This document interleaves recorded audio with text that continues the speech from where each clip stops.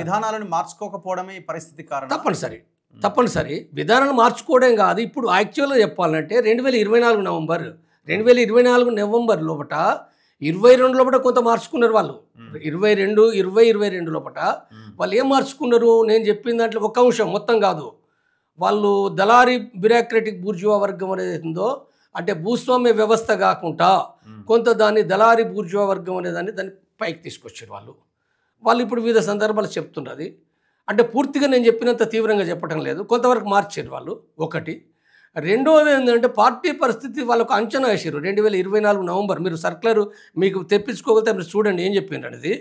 దాంట్లో అంటే ఆ 24 నవంబరే దాని యొక్క ఎఫెక్ట్. ఇప్పుడు ఇలా ఇడుమ అక్కడ అరెస్ట్, దాని ఎఫెక్టే టోటల్గా. అంటే నేను 3 అంశాల నేను చెప్పేది ఏంటంటే ఆ సర్క్యులర్ అవగాహన ప్రజా సంఘాలు నిర్మించలేకపోతున్నాం, ప్రజా ఉద్యమాలు నిర్మించలేకపోతున్నాం, పార్టీలకు రిక్రూట్ లేని పరిస్థితి వచ్చింది, యుద్ధానికి కూడా పరిమితులు వచ్చినాయి. యుద్ధానికంటే తాము చేసే యుద్ధానికి ప్రభుత్వం చేస్తుంది, ప్రభుత్వం చాలా పెరిగింది, మనం యుద్ధం చేయడానికి ఆ పరిమితులు వచ్చినాయి. కాబట్టి తర్వాత పార్టీ అంతకంటే ముఖ్యంగా టోటల్ కోఆర్డినేషన్ పోయింది. సీసీ మీటింగ్లు లేవు. సీసీ మీటింగ్లు ఎవ్రీ ఇయర్ అవుతూనే ఉంటాయి. లేదండి, వార్తలలో చూస్తుంటాం కదా మనం. లేదండి, కాదంటే బీఆర్ ఇప్పుడు సీసీ మీటింగ్ కాలేదా? ఇప్పుడు బీఆర్లు ఉన్నారు, ఎట్లా రావాలి? జార్ఖండ్ ఎట్లా రావాలి? నేను 2000 బయట నుండి మనకు తెలియదు కదా, వాళ్ళు వచ్చి ఉంటారు. రాలేదని వాళ్ళు అవన్నీ అర్థమవుతున్నాయి. అక్కడ నుండి నిర్ణయాలు తీసుకుంటున్నారా? తీసుకుంటారు, మరి తీసుకో తప్పదు కదా. 4 తీసుకుంటారు, 4 తీసుకుని ఏంటంటే వాళ్ళు ఇక్కడ కొంతమంది అనుకుంటారు మీ అభిప్రాయం. ఇప్పుడు మీరు జార్ఖండ్లో ఉన్నారు, మీరు చెప్పండి మీ అభిప్రాయం మీరు అంటే ముఖ్యమైన కొన్ని విషయాలు అమల్లోకి వస్తాయి, కొన్ని విషయాలు అమల్లోకి రావు, సీరియస్ పాలసీలకు సంబంధించింది. మీరు చెప్పండి రావు గారు, మీరు లెటర్ రాయండి అంటే మీకు లెటర్ ముట్టాలి. అంటే మధ్యలో కోరియర్స్ నష్టాలు ఇవన్నీ ఉంటాయి. మీకు ముట్టిన తర్వాత మళ్ళీ మీరు రాయాలి. చాలా టైం, దాదాపు 1 year పట్టింది. అందరూ కలిసి కూర్చున్న సీసీ మీటింగ్ ఈ మధ్యన ఎప్పుడు లేదు. ఆ తర్వాత మీటింగ్ ఎప్పుడు జరిగి ఉంటుంది? యాక్చువల్గా అందరి మీటింగ్ అంటే ఓన్లీ 2007లో మాత్రమే అది లాస్ట్ మీటింగ్. 2007 తర్వాత ఇక అసలు మొత్తం 2012 లోపల అది సీసీ మీటింగే.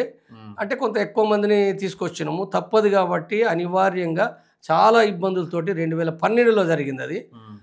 తర్వాత 2016 లోపల 2016 మధ్య భాగం లోపల జరిగింది. ఎంతమంది అంటే ప్లాన్ చేసినాం, అంటే అందరు కాకుండా కొంతమందికి ప్లాన్ చేసినప్పటికీ వాళ్ళందరూ రాలే, అనేక ఫైరింగ్లే. ఆఖరికి వచ్చిన వాళ్ళు అక్కడ మిగిలింది మీటింగ్లో హాజరైన వాళ్ళు ఎంతమంది అంటే సుమారు 7 లేదా 8 మంది.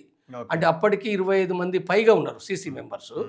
25 మంది సీసీ మెంబర్లు ఉంటే 8 మంది కూడా ఎన్ని రోజులు అయినారు? 3 రోజులే. అసలు మీటింగ్ వద్దనుకొని చుట్టూ బ్యాచ్లు ఉన్నాయి, ఎన్కౌంటర్లు అవుతున్నాయి, మనం వెళ్ళే పోవాలి, కమ్యూనికేషన్ ఏంది, నెక్స్ట్ మీటింగ్ ఏంది అనుకుని వెళ్ళిపోవడం జరిగింది. చైనా సామ్రాజ్యవాదం ఒకటే మాట్లాడినాం, చైనా సామ్రాజ్యవాదం గురించి మాత్రమే మాట్లాడినాం.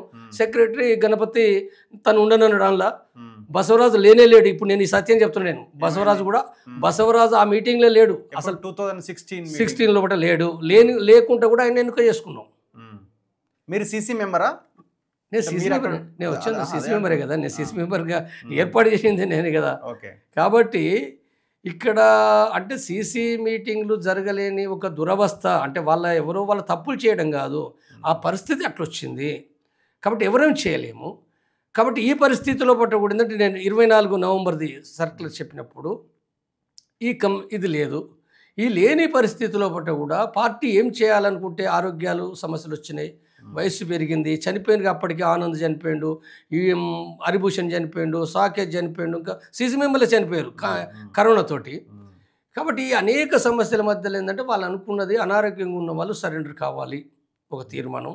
తర్వాత ఇంకా వయసు మీద పడి ఇతర ప్రాబ్లమ్స్ ఉన్న వాళ్ళు కూడా సరెండర్ కావాలి, అంటే మన గౌరవంగానే పంపించాలి అనేది ఒకటి నిర్ణయం చేసుకున్నారు. అది కింది వరకు ఏ కమిటీకైనా, ఓన్లీ సీసీ కాదు, ఏ కమిటీలో ఏం చెప్పవచ్చు అనేది ఒకటి చేశారు. తర్వాత రెండవది ఇంకొకటి చేసింది ఏంటంటే ఎవరైనా అంటే సాధ్యం కాదనుకున్న వాళ్ళు ఎవరైనా ఎక్కడైనా పోయి సెటిల్ కండి, ఎవరైనా సెటిల్ కావచ్చు, కేంద్ర కమిటీ కావచ్చు, సభ్యులు కావచ్చు. ఎప్పుడు 2016లో అనుకున్నారా? 24 నవంబర్ 24 నేను లేను, వాళ్ళ సర్క్యులర్ అవగానే నాకు అర్థమైంది కాబట్టి చెప్తున్నాను నేను. తర్వాత అందులో భాగంగా సత్యనారాయణ రెడ్డి, రామచంద్రారెడ్డి ఇద్దరు పోయిన వాళ్ళు రాయపూర్, బిలాస్పూర్లో సెటిల్ అయినరు. ఈ ఇద్దరు సెటిల్ అయింది ఎందులో భాగం, ఈ తీర్మానంలో భాగం సెటిల్ అయిన వాళ్ళు. ఈ సెటిల్ అయినప్పుడు